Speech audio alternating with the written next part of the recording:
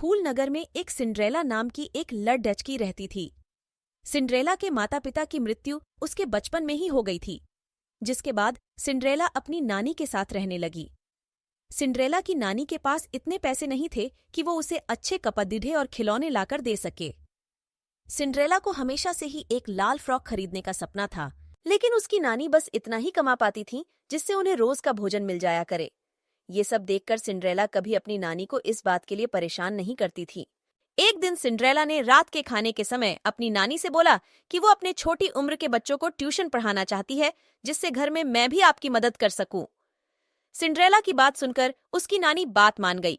अगले दिन से ही सिंड्रेला ने छोटे छोटे बच्चों को पढ़ना शुरू कर दिया। धीरे धीरे करके सिंड्रेला के पास और बच्चे आने लगे, जिससे सिंड्रेला अच्छे पैसे कमाने लगी और अपनी नानी की ओर अच्छे से मदद करने लगी। ये सब देख सिंड्रेला की नानी ने बोला, अब जब हम दोनों साथ मिलकर घर चला रहे तो क्यों न क्रिसमस के लिए तुम्हारे पसंद की एक अच्छी सी ड्रेस लेकर आई जाए। ये सुन सिंड्रेला बहुत ही खुश हुई और उसने नानी के साथ जाने के लिए हाँ कह दिया। उसी रात पास में लगे एक मेले में दोनों सिंड्रेला के लिए एक ड्रेस खरीदने गए।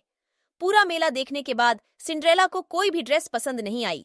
फिर अचानक से उसकी नजर दूर बैठे एक बुजुर्ग पर पड़ी। उस बुजुर्ग के पास के लाल रंग की एक फ्रॉक थी, जिससे देख सिंड्रेला उस तरफ दौड़ी और वहां जाकर अपनी नानी से ड्रेस की मांग करने लगी। इतनी साधारण फ्रॉक को देखकर उसकी दादी ने सिंड्रेला को वो फ्रॉक खरीदने के लिए मना कर दिया, लेकिन सिंड्रेला नहीं मानी, जिस पर दादी ने दुकान वाले से फ्रॉक का दाम पूछा। दुकानदार ने बताया मात्र 150 रुपए और इसके साथ ये जूतियां भी मुफ्त हैं।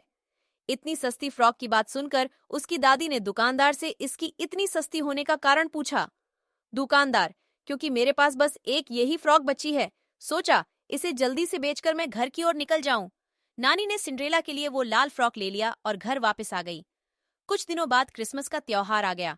पूरा शहर रोशनी से जगमगा रहा था। सिंड्रेला कहुशी ने अपनी वो लाल फ्रॉक भी पहन ली। लाल फ्रॉक में सिंड्रेला इतनी सुंदर लग रही थी कि जो उसे देखे बस देखता ही रह जाए। थोड़ी देर बाद सिंड्रेला और उसकी नानी खाने के लिए बैठ गई। तभी सिंड्रेला ने बोला, नानी, मुझे आज बाहर का खाना खाने का मन कर रहा है। काश कुछ बाहर का खाना खाने को मिल जाए। सिंड्रेला के ऐसा कहते ही उनके सामने कई तरह के पकवान हाजिर हो गए। ये देख दोनों हैरान हो गए और उन स्वादिष्ट पकवानों की तरफ हैरानी से देखने लगे। दोनों को कुछ समझ नहीं आया कि ये हुआ कैसे।